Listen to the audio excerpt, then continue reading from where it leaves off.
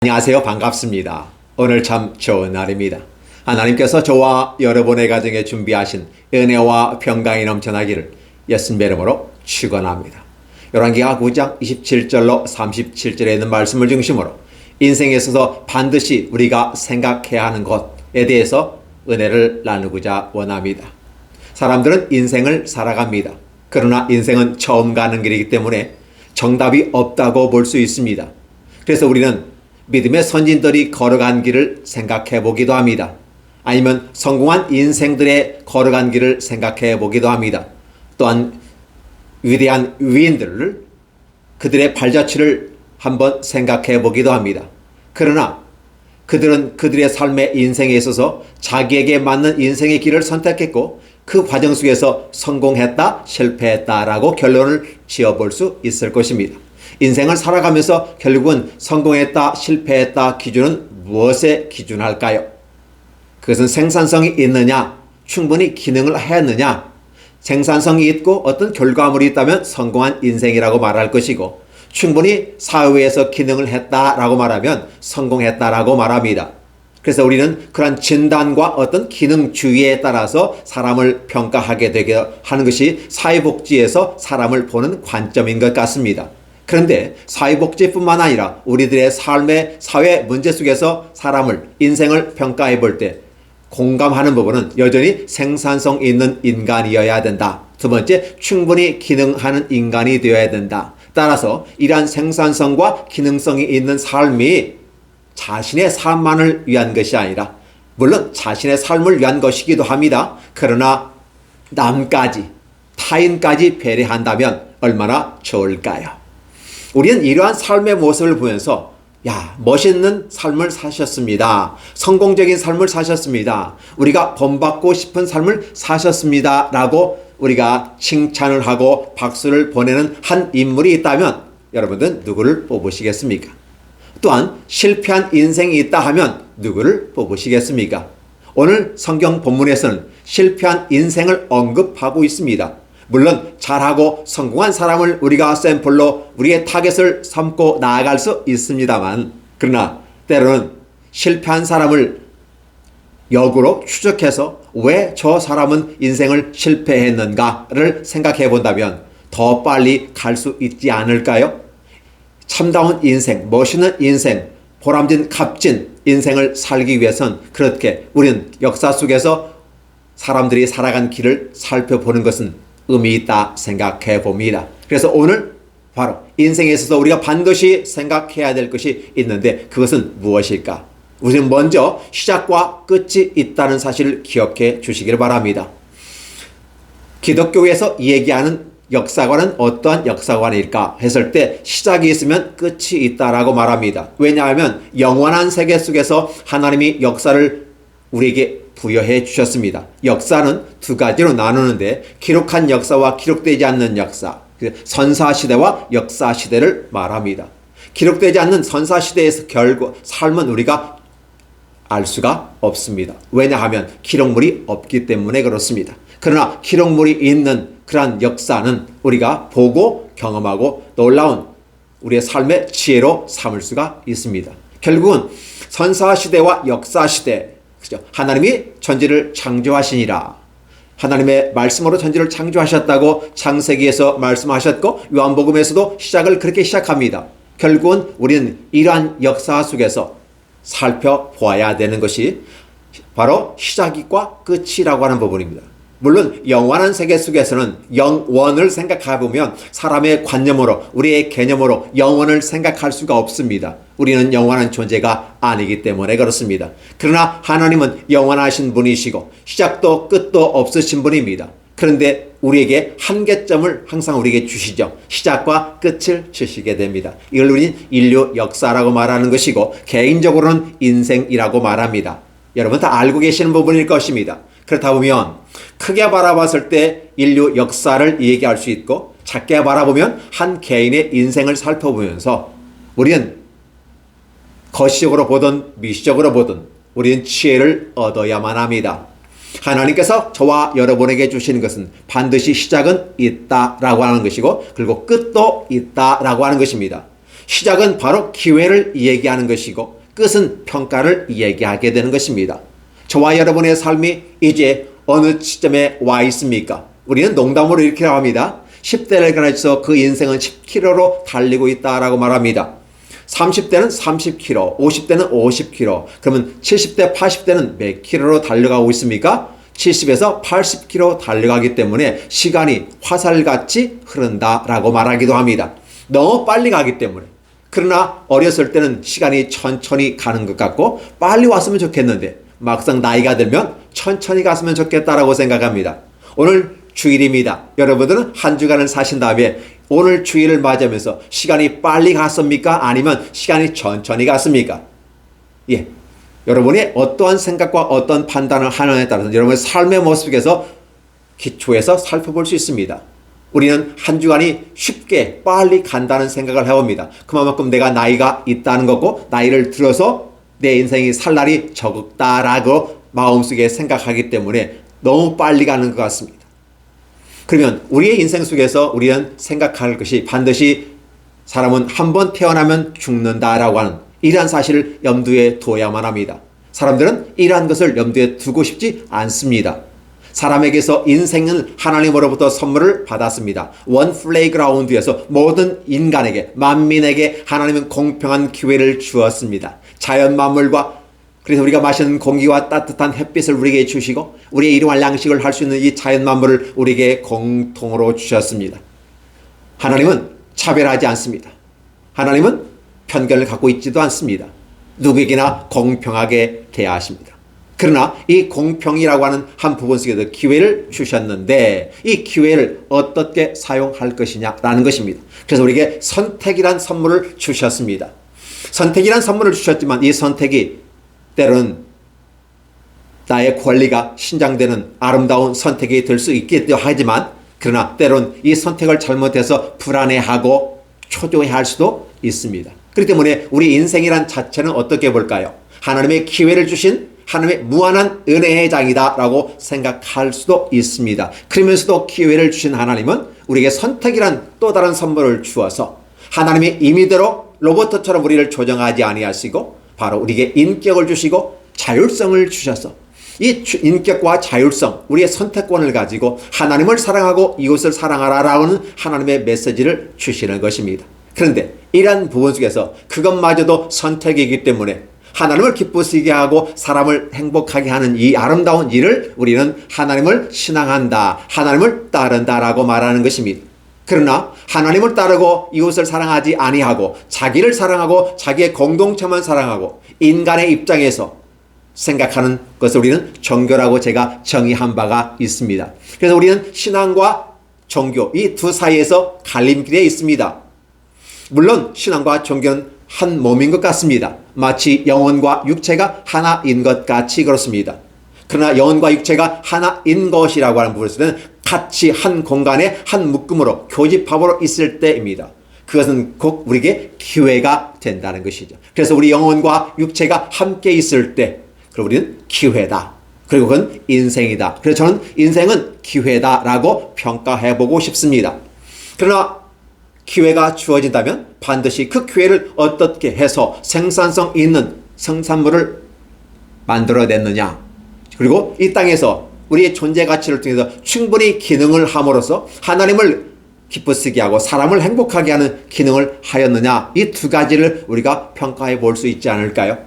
이런 모습 속에서 오늘 성경에 실패한 몇 사람을 언급하고자 합니다. 오므리 왕가의 네 번째 왕 요람이 마지막 왕으로서 에우 왕 5대 왕가 창시자인 에우에게 심판을 받게 되었다는 사실을 우리는 저번 주에 살펴보았습니다. 그는 바로 최고의 악의 상징인 이세벨의 아들이었습니다. 그리고 오늘 본문에서는 그 사위 아하스야가 죽는다는 사실입니다. 분명히 하나님은 에우에게 이렇게 말씀했습니다. 오므리 왕가 특히 아합 왕가를 부셔버리겠다. 하나님께서 심판하시겠다. 이제는 150년의 기회를 접어야 되겠다라고 에우에게 얘기하였고 너는 이 일에 선봉자가 되어져서 하나님의 병기로서 합당한 일을 해라라고 했습니다. 그래서 하나님 말씀대로 준행하는 것이 에후의 삶에 지금 진행되는 모습입니다. 그리고 에후가 결국은 요람을 죽이고 그의 어머니 이세벨을 죽입니다. 그리고 아울러 이세벨의 사위 아하스야를 죽입니다. 사실은 이 상황은 어떤 상황입니까? 여전히 아람과 전쟁 속에서 길르앗 나못을 점령하기 위한 전쟁 속에서 상처를 입고 지금 피신해오고 요양 중인 이 요람 왕, 이 여호람 왕이 상처가 있습니다. 아팠습니다. 이런 상황 속에서 바로 남유다 왕 아하스야가 병문안을 왔다가 같이 가며 항상 그들은 길르앗 나못에서 오는 그 전쟁의 소식이 좋은 소식이기를 기다렸지만 좋은 소식이 아니라 바로 에후가 반란을 일으켰고 결국은 오므리 왕가를 부수는 작업이 시작됐다는 사실을 볼 수 있었습니다. 그래서 오늘 본문에 유다 왕 아하스야가 이를 보고 정원의 정작길로 도망하였다라고 말합니다. 요람 왕이 같이 함께 마차를 타고 에후를 맞아갔는데 딱 하는 오고 가는 말이 벌써 평안하냐 했더니 어찌 평안이 있을 수 있겠느냐 라면서 내 어미가 악한 음행과 우상숭배로 말미암아 이 이스라엘이 핍절하였는데 어찌 평안할 수 있겠느냐라고 에후가 사실 군대 장관이기 때문에 전하, 폐하, 평안입니다 라고 얘기하는 것이 정상적일 것이지만 그러나 이미 여호와의 메시지를 받았고 아합 왕가를 심판하시겠다는 하나님의 말씀을 통해서 새로운 이스라엘 왕이 되어야 한다고 하는 기름 부음을 받은 에후는 즉각적인 행동을 옮겨짐으로써 바로 아하스야까지 죽였다는 사실입니다. 그래서 오늘 항상 우리가 생각해 보는 것은 요람 왕도 악한 왕이었습니다. 이세벨은 말할 것도 없습니다. 아하스야는 어쩔 수 없는 정략 결혼 속에서 함께 그 반일에 들어갈 수밖에 없었습니다. 그래서 이러한 상황 속에 있는 사람들을 우리는 악한 사람들이라고 말합니다. 그러니까 핵심 멤버는 이세벨이었고 그다음에 그 아들 요람은 덩부로 같이 한 몸인 것처럼 한 가족이니까. 그러나 아하스야는 사돈입니다. 그죠? 사위죠, 사위. 그러면 사위는 좀 멀까요? 가까울까요? 아마도 이 아하스야는 자기 국력이 약하고 힘이 없기 때문에 북이스라엘과 잘 지내야 된다고 생각했을 것입니다. 그래서 비록 사돈 간에 그것도 어떻게 합니까? 자기 아내가 그 이세벨의 공주였잖아요.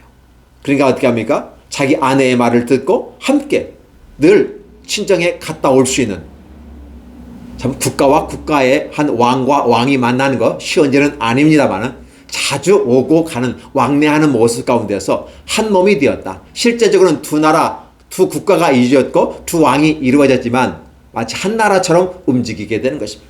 그러다 보니까 분명히 하나님은 북이스라엘을 심판하라고 말씀을 하셨지만 에후가 볼 때는 이미 한 몸이 된 남유다의 아하스야까지 치는 것은 합당하다라고 생각을 했습니다.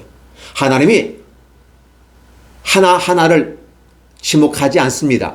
하나님은 악에 대해서 얘기하고 악한 것과 관련된 모든 것들은 다 제하라고 하는 명령을 주셨기 때문에 그 악함을 결정하고 누가 악한지 누가 선한지를 결정하는 것은 에후의 몫인 것이고 에후의 판단에 따라 진행되게 되는 것입니다. 그래서 에후가 결국은 아하스야까지 죽이라라는 말을 하게 됩니다.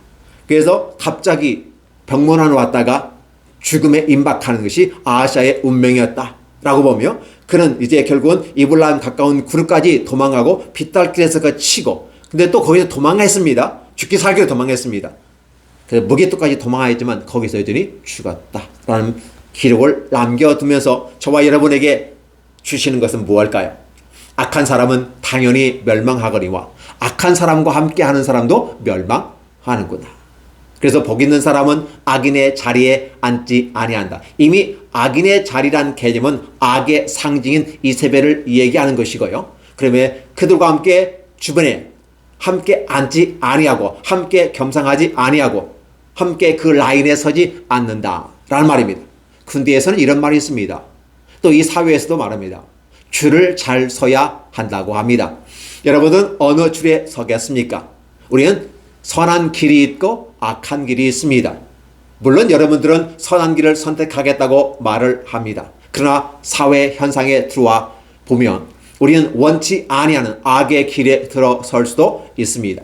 저는 영화나 드라마를 가끔 보면 변호사들을 보면서 참 안 됐다라고 말합니다. 사실 변호사는 다른 사람을 도우려고 하는 변호사입니다. 그러니까 어떤 부분에 전문적인 지식을 갖지 않은 사람들에게 자기의 권리를 신장해 주려고 그의 직업을 만든 것이 변호사입니다. 그래서 사실 변호사란 말은 긍정적 의미에서 변호사가입니다. 그런데 우리가 바라보는 영화나 드라마나 기타 우리의 삶의 현장에서 보면 그런 변호사들은 선한 변호사가 아니라 악한 변호사입니다. 그 변호사는 악한 사람은 아닙니다. 악한 생각 가지고 있지도 않습니다. 그런데 그 자기를 고용한 사람이 악한 사람이라면 악한 길에 들어설 수밖에 없다는 것입니다. 왜냐하면 나는 변호인이고 나를 고용한 사람이 나에게 의뢰한 사람이 바로 그 목적 달성을 하기 위해서 나에게 요청하는 거라면 변호사는 수임을 거절해야 할까요? 받아야 될까요? 물론 여러분들은 거절해야 한다고 말할 것입니다. 그러나 많은 변호사들이 그렇지 못한 변호사들이 있다라는 것입니다. 물론 많은 변호사들이 다 그렇게 나쁜 짓 한다고 저는 보고 싶지는 않습니다. 저는 소수라고 한정되어 부르고 싶습니다.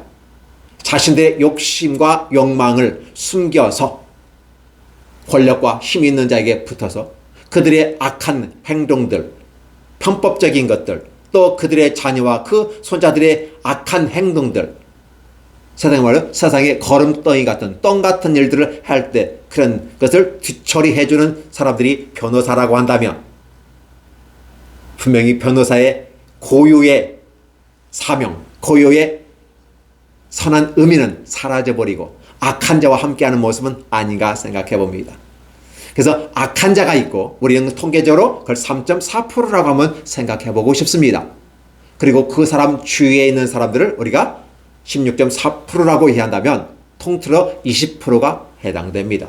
3.4%의 영향을 보고 그들의 눈치를 보고 그들의 필요를 그들의 요구사항들을 다 해결해 주다 보니까 바로 자신들의 손에 더러운 오물을 묻히게 되고 같이 악인이 그 길에 들어서게 된다는 것입니다. 그래서 원치 아니하지만 착한 것 누구나 다 좋고 아름답습니다. 착한 것을 해야 한다고 말합니다. 그럼에도 불구하고 그것을 선택할 수 없는 환경에 있다면 여러분들은 어떨까요? 분명히 인생은 기회라고 말했고 선택이라고 그랬습니다. 내가 이것을 선택하면 돈을 벌 수 있습니다. 그러나 오물을 묻힐 수 있습니다. 내가 그걸 거절하면 나는 돈을 벌 수 없습니다. 이 선택에서 여러분 어떤 것을 선택하시겠습니까? 착한 일만 좋은 일만 하면 좋지 않을까요? 그럼 이렇게 말합니다. 세상 살아가면서 어떻게 항상 좋고 착한 일만 할 수 있겠느냐? 마음에 들지 않지만 원하지 않지만 내 클라이언트가 내게 요구하는 것이기 때문에 나는 해야만 한다 라고 말하면서 자신의 행동을 합리화하는 그런 변호사들도 있었습니다. 이런 것들을 바라보면서 우리는 결국은 하나님은 네가 이것을 해 저것을 하지 마라고 십계명에서는 분명히 얘기해 주었습니다. 그러나 우리의 새로운 사명의 새로운 계명에 대해서는 이렇게 말합니다. 하나님을 사랑하고 이웃을 사랑하라 라는 것입니다. 그래서 사랑을 이루기 위해서는 해야 할 것과 하지 말아야 될 것을 구약에서는 분명히 가르쳐 주었습니다. 가르쳐 준 것은 하나님의 입장에서 하나님의 몫이었습니다. 그러나 그를 선택하는 것은 인간의 몫이고 인간의 선택이라고 하는 것입니다. 결국은 하나님은 사랑을 위해서 해야 될 것과 하지 말아야 될 것을 분명하게 확실하게 때로는 강한 의무성을 줍니다. 쉘이란 영어로 쓰면서요. 그래서 강한 의무로서 살인하지 말라, 도덕질하지 말라, 여호와를 섬겨라 이렇게 하면서 하라와 하지 말로 분명하게 말씀하고 있습니다. 그러나 그걸 받는 인간은 다르게 반응을 보일 수 있다는 것입니다. 하나님께서 원하시는 것은 하나님의 원하는 방향을 제시해주고 즉 하나님의 구원의 시스템, 하나님의 원하는 그 시스템을 우리에게 알려주시는 것입니다. 그게 바로 양심의 시스템인 것입니다. 양심의 시스템은 또 달리 말한다면 성경 말씀인 것입니다. 하나님의 양심을 따라 성경은 우리에게 얘기하고 있습니다. 따라서 성경이 말하지 않는 것, 성경을 거스리는 일은 양심을 거스리는 것입니다. 그러면 예수님을 믿지 않는 사람들, 즉 성경이 기록되지 않던 그런 선사시대나 또 그런 여호와의 말씀이 우리에게 주어지지 않았을 때는 사람들에게 어떻게 심판의 근거가 됩니까? 라고 했을 때는 그래 양심이 근거가 된다라고 얘기하고 있습니다. 그렇기 때문에 기록된 역사나 어떠한 기준이 없다고 생각했을 때는 하나님은 우리의 마음속에 양심이란 시스템을 만들어 주셨고 그 양심을 통해서 평가하게 되는 것입니다. 그래서 양심에 털난 사람은 사람이 아니고 짐승 같다라고 말하는 것입니다. 어떻습니까? 결국은 그 양심만 가지고도 애매한 부분이 있기 때문에 그걸 구체화시키는 방식이 바로 기록으로 남긴 것이 하나님 말씀입니다. 그래서 명령으로 주신 것이 십계명인 것이죠. 결국은 이 십계명, 명령이 주어졌습니다. 의무가 주어졌습니다. 당위성이 주어졌습니다. 필연성이 주어졌습니다. 그러나 그것마저도 너는 어떠한 것을 선택하겠느냐라고 저와 여러분에게 하나님은 기회를 주시는 것입니다. 결국은 악한 길을 선택한 사람들은 분명히 망한다는 사실입니다. 여기에 분명히 아하시아 같은 경우 저는요 사위예요. 사위. 직접적인 건 아니에요. 한 거리가 있어요. 한 발짝 더 물러선 뒤에 있거든요. 근데 왜 내가 아하시아인데 나는 병문안 갔거든요. 병문안 갔는데 왜 내가 죽어야 돼요? 라고 말하는 것이죠. 어떻게 보면 아하시아의 항변이 맞는 것 같기도 합니다. 그러나 분명히 에온은 그렇게 판단했습니다. 악과 함께하고 그 언저리에 함께 있는 사람은 악이다라고 표현하는 것입니다. 당장은 그 숫자가 하나일지 몰라도 여전히 하나라도 악이란 단어가 들어가기 때문에 그렇습니다. 즉 선한 것에서 벗어난 것은 악이라는 사실을 기억해 본다면 우리가 성경에서 시편 1편에 말하고 있는 죄인의 길, 악인의 길, 그죠? 그 자리 이런 표현들을 쓰게 되면서 결론 그곳에서 떠나라라는 것이 시편 1편이고 그 시편 1편은 시편 전체 150편에 걸쳐서 이루어진 바로 강령이고 시스템이고 하나의 헤드라인입니다. 그래서 복 있는 자라는 얘기죠. 복 있는 자의 반대는 악한 자, 죄인의 길, 교만한 자의 길, 교만한 자의 자리 이런 식으로 표현하는 이런 모습을 바라보면 분명하게 알 수 있습니다. 그래서 오늘 아하시아는 자신은 이세벨의 사위에 불과하다고 말하지만 여전히 한 몸이 되어졌고 하나가 되어졌다는 사실을 얘기하면서 우린 역사를 바라보면 한 사건, 특히 이 아달랴 같은 경우 이세벨의 딸 아달랴는 추후에 나올 얘기지만 자기 남편이 죽자 자기 자식들까지 싹 죽이고 스스로가 왕이 되면서 악한 정치를 펴 나아가면서 북이스라엘의 악을 남유다에 이식시키는 악의 전도자가 되었던 것입니다. 이런 것들을 바라본다면 바로 아하시아의 죽음은 단순한 죽음이 아니라 억울한 죽음이 아니라 하나님의 공의를 피해갈 수 없다는 사실을 얘기하고 있습니다. 따라서 저와 여러분들은 선에서 벗어나면 곧 악이라는 사실을 늘 염두에 두셨으면 좋겠습니다. 저는요, 저 사람은요, 나보다 더 악하거든요. 다른 사람이, 저 사람이, 그 사람이, 이 사람이 악한 것은 그 사람 몫입니다. 그런데 우리는 어떻게 합니까?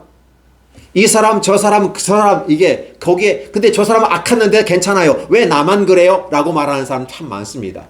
억울하다는 말이죠. 참, 저 억울합니다. 저는요, 한 개밖에 안 했거든요. 근데 저는 10개 했어요. 근데 왜 저는 가만히 있는데, 왜 나 하나 갖고 있는 저에게 뭐라고 합니까? 라고 하면서 항변하는 경우가 있습니다. 악한 짓을 10개 한 사람들은 어떻게 보면 포기 상태에 있을 수도 있습니다.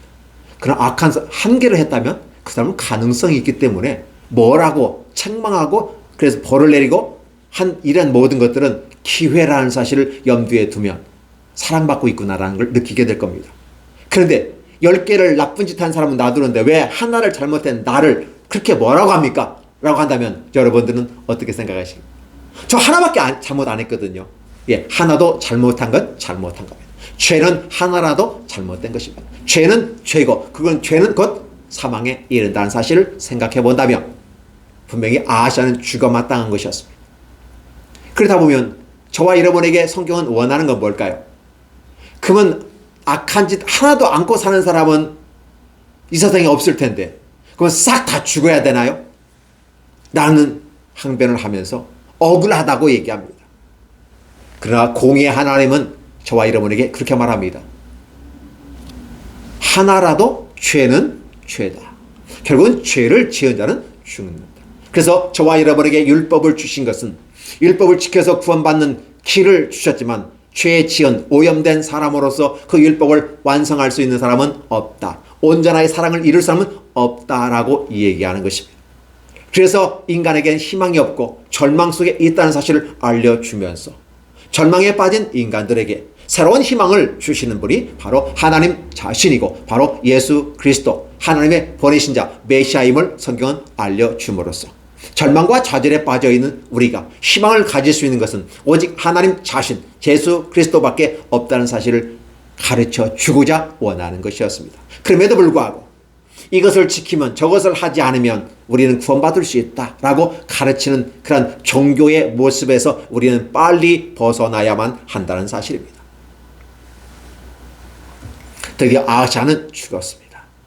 본인은 억울하다고 생각하지만 하나님 앞에서 억울한 것은 없습니다.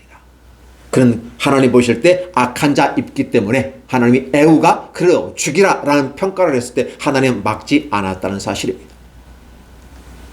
그러나 하나님은 다윗을 사랑하셔서 아하시아의 죽음은 그의 시신은 바로 다윗의 묘실에 장사되도록 허락하셨다는 이 사실 하나만으로도 하나님은 다윗을 생각하셔서 아하시아를 정상적인 매장을 하고 다윗의 묘실에 들어가는 복을 주셨구나. 이렇게 평가해 볼 수가 있을 것입니다. 자, 드디어 이제 주변의 인물이 죽었습니다. 아합의 아들 이미 죽었고요. 그 막내 아들 요람이 에후에게 죽었습니다. 또 아하시아까지 죽었습니다. 그러면 최종적으로 남은 것은 누가 남았을까요? 악의 화신, 바로 이세벨이 남았습니다. 에후는 그 이세벨을 정리하기 위해서 다시 이스라엘로 옵니다. 즉 길르앗 나못에서 이스라엘로 70km가 넘는 길을 엄청나게 빠른 속도로 몰고 왔습니다. 자, 에후가 오니까 이세벨이 듣고 눈을 그리고 머리를 꾸미고 창에서 내려보았습니다. 그래도 왕후합니까? 왕후요, 그죠? 임금의 어머니가 되는 것이죠. 마지막 자기의 죽음이 임박함을 알고 그래도 폼나게 죽기 위해서 기본 세팅을 하고 그래서 눈을 그리고 머리를 꾸미고 이렇게 합니다. 그리고서 위에서 아래를 내려다보는 일상의 삶으로 그렇게 여유 있게 사실 여유가 있지 않지요. 나는 죽는다는 사실을 알기 때문에 그렇습니다. 그럼에도 불구하고 겉모습은 그렇게 우아하게 피어온다고 했습니다. 겉으로 봐서 우아하고 멋있고 예쁘고 연예인같이 그렇게 보일는지는 몰라도 죽음은 그의 앞에 다가온 것입니다. 에후가 문에 들어오니까 그 에후를 향해서 이렇게 독서를 날립니다. 주인을 죽인 너 시므리여 평안하냐? 라는 것이었습니다. 네가 평안을 가지고 지금 오느냐? 그런데 앞에 재밌는 게 시므리라고 합니다. 지금 에후가 들어와 있고 에후를 향해서 시므리여라는 표현을 씁니다. 이게 무슨 말일까요? 이세벨은 에후를 조롱하고 있습니다. 무슨 소리일까요? 이스라엘 즉 북이스라엘의 네 번째 왕 시므리는 7일 동안 왕위에 있고 결국은 같은 군대 장관이었던 오므리에 의해서 제압이 됩니다. 결국은 어떻게 합니까? 자신의 시아버지 오므리가 시므리를 죽이고 네 번째 왕국을 세웠던 것을 기억하면서 에후 네가 지금 나를 이렇게 겁박하고 이렇게 하지만 결국 너도 시므리처럼 죽을 거야 라고 하면서 시므리를 조롱하면서 에훗까지 조롱하고 있는 것입니다. 죽음 앞에 임박하면서도 왜 내가 이 죽음 앞에 임박했는지 정상적인 자연사가 아니라 죗값으로 죽는 그 위치에 있으면서도 여전히 자신을 돌아보지 못하고 자신을 객관화해 보지 못하고 나는 옳고 너는 나쁘고 나는 성공했고 너는 실패했고 이런 세상의 가치와 기준을 가지고 평가하고 있는 것이었습니다. 시므리여 평안하냐? 라고 얘기합니다. 여러분 어떻습니까? 이 말을 듣는 순간 여러분의 마음은 어떤 생각이 듭니까? 악의 화신으로서 거의 150년 동안 북이스라엘에게 악을 행하였고 평안이 없었고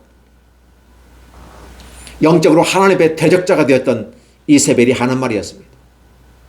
시므리처럼 너도 그렇게 죽을 거야 라고 하는 것이, 이 모습이 에후에게는 너무 치욕스럽게 들렸습니다.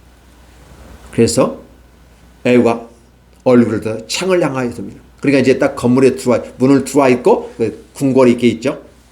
아마 이게 그 궁궐이 겨울 궁궐입니다. 이 겨울 궁궐은 바로 나봇에게서 빼앗은 나봇 포도원 위에 친 겨울 왕궁이었습니다. 왕궁 위에서 내려다보는 에후가 지금 성을 완벽하게 들어가서 불살라버리지 아니하고 밑에서 소리 지르는 것입니다. 뭐라고 합니까? 내 편이 될 자가 누구냐? 누구냐? 라는 거예요. 이 목소리를 듣고 내게 반응하는 자는 바로 내가 너희들을 살려줄 것이지만 반응하지 않는 자는 싸그리 다 죽여버릴 것이라는 사인이었습니다. 그 소리를 들었던 두어 넷이가 창가로 해서 에후를 쳐다봅니다. 눈과 눈이 마주칩니다. 에후가 드디어 명령을 내립니다. 그를 내려 던지라 하며 내려 던지니 그의 피가 담과 마르게 튀더라. 에후가 그의 시체를 밟으니라라고 표현하겠습니다. 결국은 이 두세 되는 넷이 살았을 것입니다. 아마도 나머지 부분은 어떻게 될까요? 싸그리 죽었지 않을까요? 반응하지 않는 사람은 죽습니다. 그래서 에후 편에 선 이 내시들은 살았지만 이 내시들이 그동안 모셔왔던 자신의 상전을 건물 위에서 땅으로 내려 꽂아버리는 것입니다. 추락사시킵니다. 그러니까 에후의 손에 직접 피를 묻히지 아니하고 그가 섬김을 받았던 그 내시들에 의해서 내던져지는 불행한 일을 겪게 되고 드디어 에후는 그 시체를 발로 밟아버리는 것입니다. 자, 이제 모든 게임은 끝났습니다. 오므리 왕과 핵심 멤버 이세벨을 죽였고 그 아들 요람을 죽였고 그 사위 아하시아까지 죽여버렸습니다. 이제 모든 게 다 끝난 것 같이 느껴지지만 끝난 게 아니라 이제 시작이라는 사실을 기억해 주셨습니다. 하나님 앞에서 죄에 대해서 하나님은 에후를 통해서 저와 여러분에게 보여주시는 것은 얼마만큼 죄가 험악하고 얼마만큼 죄가 하나님 앞에서 민망스러운지 보여주는 것입니다. 우리는 죄를 지켜도 그렇게 죄에 대해서 심각성을 느끼지 못하고 있습니다. 큰 죄를 지으면 마땅히 죽어 마땅한 짓을 했구만 이렇게 말을 합니다. 근데 작은 죄를 지으면요, 그 정도는 눈 감아줄만 해. 그러면 사실은 이 죄에 대해서 우리가 상당히 관용을 베풀고 있습니다. 죄에 대해서뿐만 아니라 자신의 잘못에 대해서도 관용을 베풉니다. 남이 잘못한 것은 작은 것 하나도 사실은 이제요 침수봉대한다고 말하죠. 작은 것도 크게 얘기하면서 막 문제를 삼습니다. 근데 자기의 큰 죄는 다 덮어버립니다. 작은 죄는 뭐 흔한 거고요. 그러면서 죄에 대한 무감각한 모습을 보여주는 것이 이 세상에서의 삶의 모습들 아닌가요? 우리 이런 분, 그러나 하나님은 작은 죄라도 결코 놓치지 않고 반드시 셈합니다. 반드시 평가한다는 사실을 보여주고 있습니다. 자, 1라운드 성공했습니다. 자. 그리고 이제 에후가 들어가서 드디어 먹습니다. 이 들어간다는 말은 어디 들어갔을까요? 겨울 왕궁에 들어갔겠죠. 즉 북이스라엘에 자신이 섬겼던 요람 왕이 그 궁궐에서 쉬었던 곳 들어가서 먹고 마셨습니다. 그 먹고 마시는 시간이 얼마나 됐을까요? 그리고 먹고 마시고 그 먹는 와중 속에서 그 말을 합니다. 가서 저주받은 자들 찾아 장사하라. 이세벨을 향해서 자기가 섬겼던 왕의 어머니입니다. 그렇죠? 황태우입니다. 근데 그를 가르쳐서 저주받은 여자라는 표현을 쓰게 되고 에후는 철저하게 혐오합니다. 악의 상징으로서 말입니다. 그럼에도 불구하고 장사를 하라라고 명령을 합니다. 이 말이 무슨 말일까요?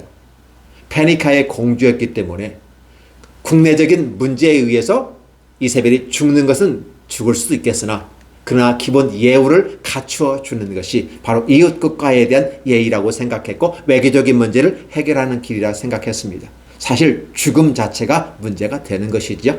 장례 잘 치러졌다고 해서 문제가 해결되지는 않습니다.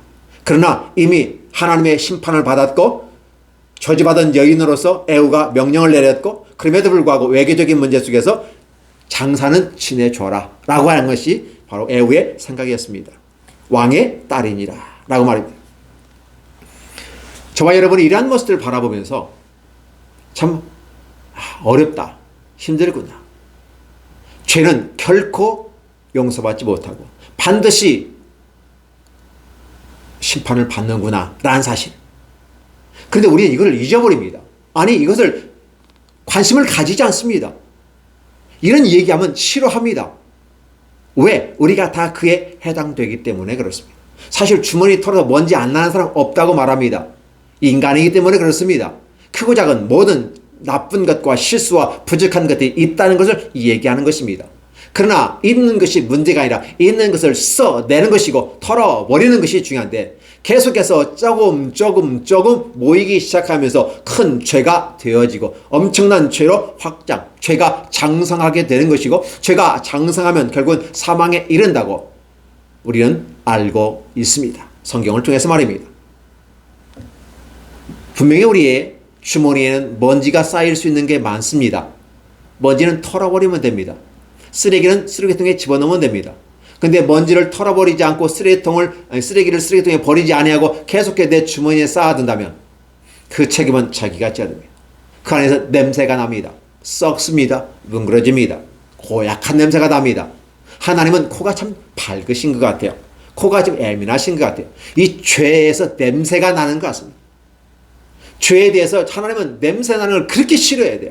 그래서 죄라고 하는 그 자체는 하나님과 함께 있을 수 없기 때문에 하나님이 아예 떠나버립니다. 이스라엘 사람들이 죄를 지으면 하나님이 떠나버리는 사실을 얘기하고 그 죄는 반드시 심판한다라는 사실.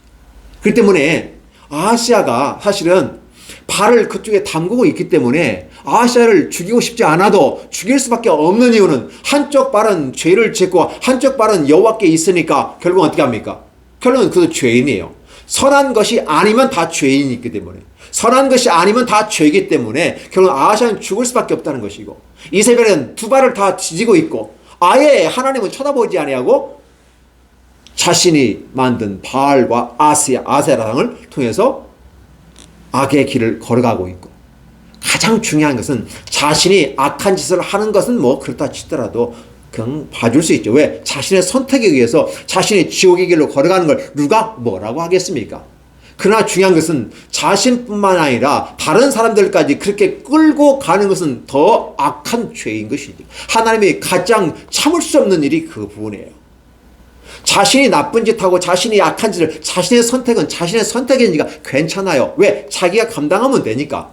그러나 자신뿐만 아니라 다른 사람들이 천국에 들어가는 걸 막아버리고 지옥으로 이끌고 간다는 이 사실은 하나님은 도무지 감당할 수 없는 겁니다. 왜냐하면 그들이 누구이기 때문에 하나님의 형상과 모양을 따라 창조된 하나님의 아들과 딸들이기 때문에 자신의 아들, 딸들이 악한 자에 의해서 죽음으로 끌려가는 사형장으로 끌려가는 그 모습을 좋은 아버지는 바라볼 수가 없는 것입니다. 눈물을 흘리다 못해서 화가 나고 화가 분노가 치밀어 오르는 것입니다. 이 분노가 치밀어 오르면 더 이상 배려는 게 없어요. 하나님도 죄에 대해서는 그냥 딱 눈 감고 그냥 처단해버립니다. 예를 들어볼까요?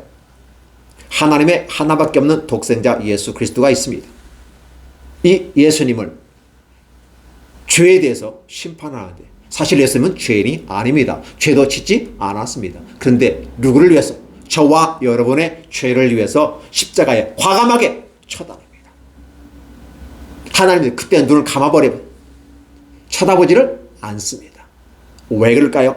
죄가 그만큼 무섭다는 걸 보여주는 겁니다.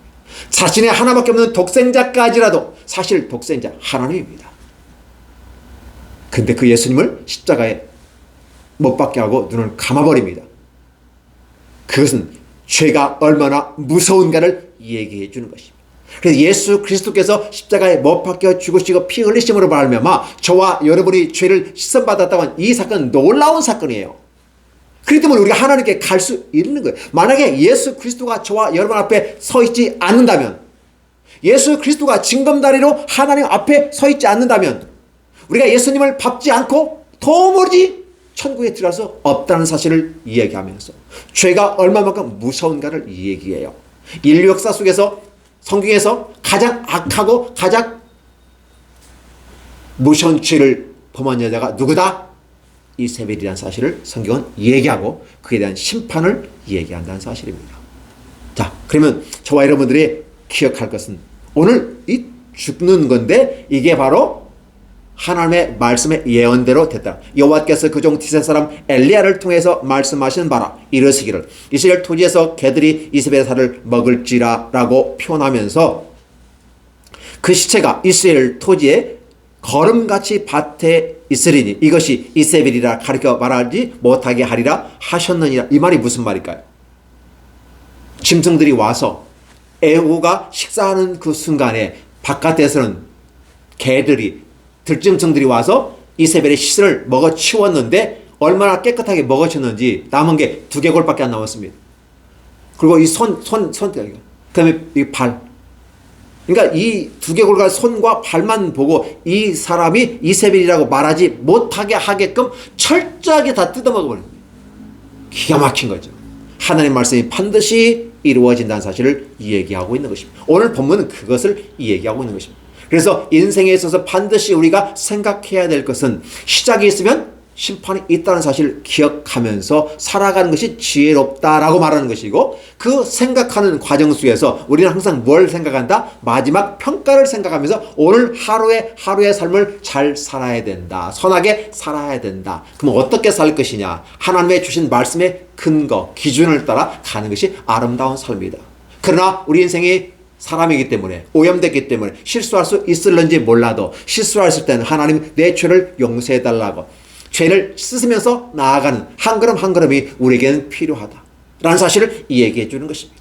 그러나 회개하지 않고 돌아서지 않는 자들, 그래서 악의 화신 3.4%인 이세벨과 그 아들 요람과 그 가까이 있는 아하스까지 1차 라운드에서 정리한 에후는 이제 그 주변에 이세벨의 빌붙어서 요람에 불붙어서 아시아에 불붙어서 악을 저지른 그 20%의 사람들 또 숙청해가는 과정이 역사의 모습에서 기록되고 있다는 사실을 우리는 다음 주에 보게 될 것입니다. 어떻습니까?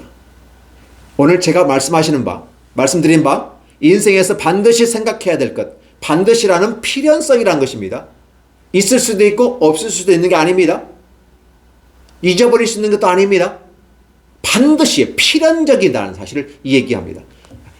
한번 죽음이 있는데 죽음 후에는 반드시 심판이 있으리니 심판 후에 천국으로 갈 것인지 지옥으로 갈 것인지 그 기준은 하나님의 말씀을 따라 가면 선한 행동으로 표현하고 양의 자리에 앉는다라고 하면서 하나님은 선한 길로 인도해 주시거니와 행복의 길로 인도해 주시거니와 악의 길을 선택한 자는 악의 구렁텅이로 빠지게 되고 슬피 울며 이를 가는 그런 모습이 있겠다고 말씀을 하고 있는 이 사건을 우리는 가볍게 여겨서는 안 된다는 사실입니다. 그래서 우리는 하나님 앞에 사실 두려워하는 마음으로 인생을 살아가는 것입니다. 그것이 지혜라고 말합니다. 두렵고 떨고 불안한 삶을 살아라고 하는 것이 아니라 하나님 앞에서 심판받을 것을 생각하면 어떻게 죄를 지으면 심판받기 때문에 내가 죄를 안 지어야 되겠다. 짓더라도 덜 지어야 되겠다. 짓더라도 얼른 회개해야 되겠다. 그래서 가능한 거기서 발을 빼야 되겠다. 그래서 내 노력으로 해보는데 안 되니까 하나님께 도움을 요청하면서 성령님 도와주세요. 제가 그 죄인의 길에서 오만한 자의 자리에서 악한 길에서 벗어나게 해주십시오라고 외치고 기도하고 하는 것이 복 있는 사람이라고 시편에서 얘기했다면, 오늘 그렇게 방향성을 제시해 주었다면 오늘 삶을 살아가는 우리들은 어떤 삶을 살 것인가? 바로 실패한 인생을 사는 그 요람과 이세벨과 아하스야의 삶이 아니라 성공자의 삶으로 가야 하지 않을까? 그래서 그들이 실패한 자는 어떻게 실패했는지를 우리가 살펴보면서 그러한 것을 되밟지 아니하고 뒤따라가지 아니하고 다른 길로 우회하는 이런 모습이 지혜라는 생각을 해보는 것입니다. 그러나 그 길을 걸어가는데도 인지해야 될 게 반드시 있다는 것입니다. 한 가지죠. 반드시 마지막은 있는 것이고 그의 심판이 있는데 그 심판에 의해서 생명과 죽음으로 갈린다. 그럼 나는 생명을 살기 위해서 생명을 선택하고 죽음을 버려야 되겠다라는 사실을 여러분이 스스로 선택하고 결정하면서, 그렇다면 이제는 주여 손 들고 오니까 내 손 잡아주십시오 라고 하나님께 기도하면서 가는 것은 어떨까요? 저와 여러분은 그렇게 함께 하나님 앞에 걸어가기를 원합니다. 기도하겠습니다. 하나님 감사합니다. 우리를 사랑하시고 인도하여 주심을 감사합니다. 우리 인생이라고 하는 부분 속에서 기회를 주셨고 그 기회 속에서 선택이라는 걸 주셨습니다. 물론 선택을 그 위에 이면에 불안이라는 것이 따라오지만, 그러나 결국은 그래서 인생은 기회와 선택과 불안이 공존할 수밖에 없는 그 과정 속에 있을 때 우리의 삶에 이 기회의 과정을 겪어가면서 우리는 반드시 심판이 있고 그 마지막 평가가 있다는 사실을 잊지 않게 하여 주옵소서. 한 해가 저물어가고 있습니다. 52주의 50번째 주입니다. 두 번 하나님 앞에 와서 예배 드리면 한 해도 저물어가게 됩니다.